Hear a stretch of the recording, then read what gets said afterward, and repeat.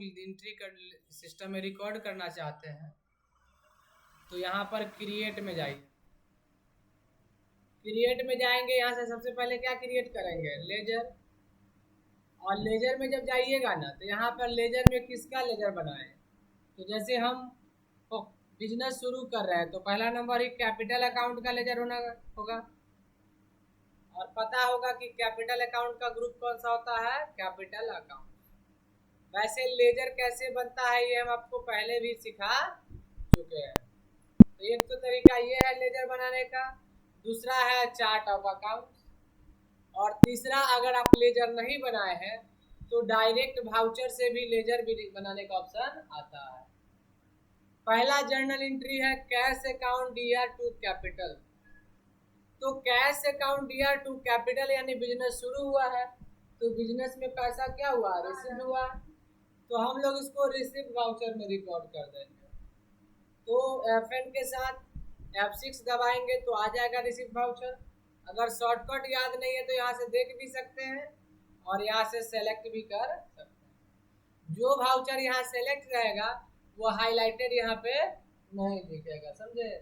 ये नहीं कि वाउचर यहाँ रिसीव चुना हुआ है, सर रिसीव पे तो क्लिक हो ही नहीं रहा, ऐसा नहीं। अब CR में पूछेगा कैपिटल अकाउंट, तो यहाँ से चले जाएंगे कैपिटल अकाउंट। कैपिटल अकाउंट्स में जाएंगे, यहाँ पे क्या लिखेंगे, क्रिएट में कैपिटल। यहाँ पे कैपिटल अकाउंट CR में दिए तो अमाउंट लिखना है, क्रेडिट में कितना अमाउंट से बिजनेस शुरू किए हैं। DR में कैश कितना होगा, ये कैश अकाउंट में देंगे, समझे। नरेशन भी लिख सकते हैं, बताएंगे कैसे नरेशन लिखना है। अब दूसरा एंट्री है बैंक में पैसा जमा करने का, तो उसका वाउचर कौन सा है, कॉन्ट्रा, क्योंकि बैंक में पैसा जमा करना, बैंक से निकालना, कौन सा वाउचर होता है, कॉन्ट्रा। अब यहाँ पे कॉन्ट्रा करते हैं तो CR में क्या होगा, कैश, क्योंकि बैंक में पैसा जमा हो रहा है तो CR में कैश है, कितना है 10,000 से। और DR में बैंक तो नहीं बनाए हैं, अब यहाँ आपको बनाना पड़ेगा क्रिएट। इसका शॉर्टकट जो क्रिएट का है वो Alt C है।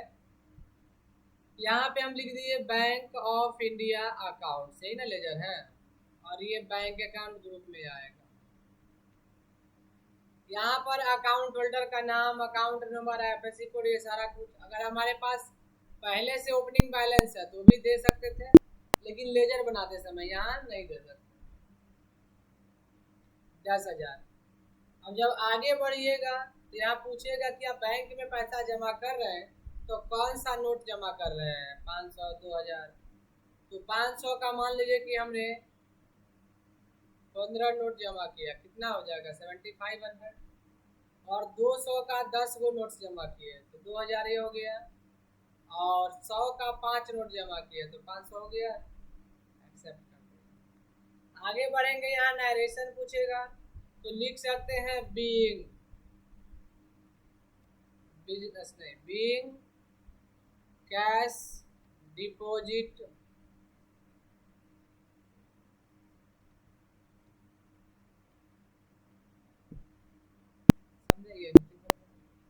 सेल का एंट्री करने के लिए उसी तरह हम लोग F8 प्रेस करते हैं, लेकिन सेल में अभी फिलहाल जो हम लोग सीखेंगे इसमें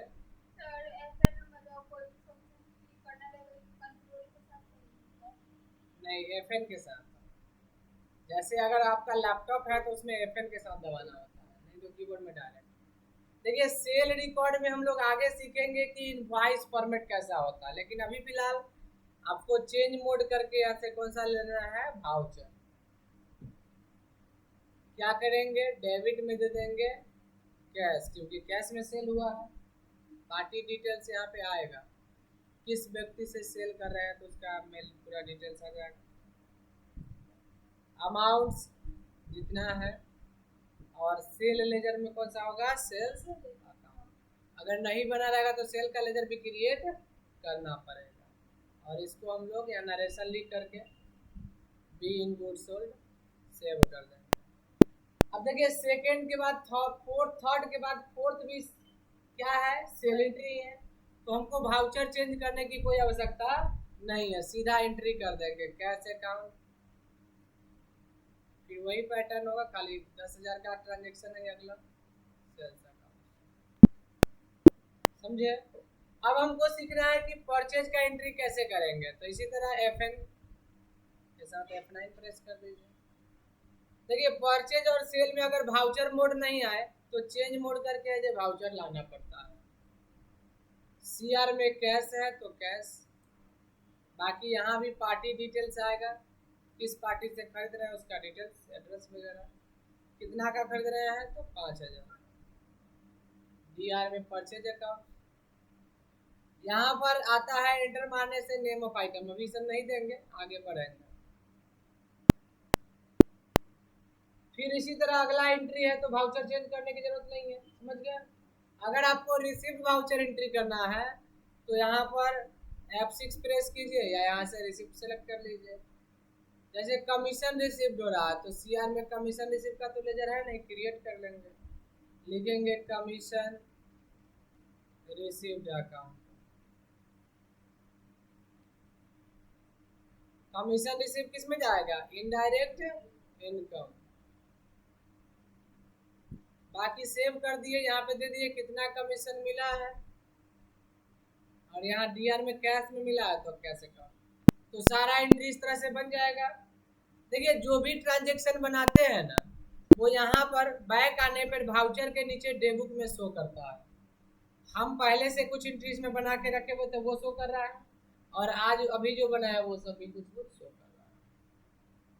ठीक है, हम इस एंट्री को चाहे तो सुधार भी सकते हैं। यहाँ पे इंटर मारेंगे, एंट्री दिखने लगेगा, फिर से हम इसको बदल वगैरह सकते हैं, या डिलीट करना हो तो Alt D से डिलीट भी कर सकते हैं। समझे? देखिए अगर ट्रांजेक्शन कर रहे हैं यहाँ पे हमको डेट भी चेंज करना है। जैसे अभी जो डेट आ रहा है यहाँ पे 1 अप्रैल 25 आ रहा है, हमको 2 तारीख चाहिए तो F2 दबाइएगा FN के साथ लैपटॉप में। यहाँ पे क्या दे देंगे? Current date. जैसे करेंट डेट में क्या हम लोग तो एजुकेशनल मोड में 1 तारीख 2 तारीख और 31 तारीख के अलावा डेट नहीं लेता है। जहाँ वर्क कीजिएगा वहाँ लाइसेंशियल मोड होगा, कोई भी डेट ले सकते हैं। हाँ हम इसमें 1 अगस्त ले लेते हैं, आ जाएगा। 2 अगस्त आ जाएगा, लेकिन जरा 3 अगस्त डाल के देखिए, नहीं ना आ रहा है।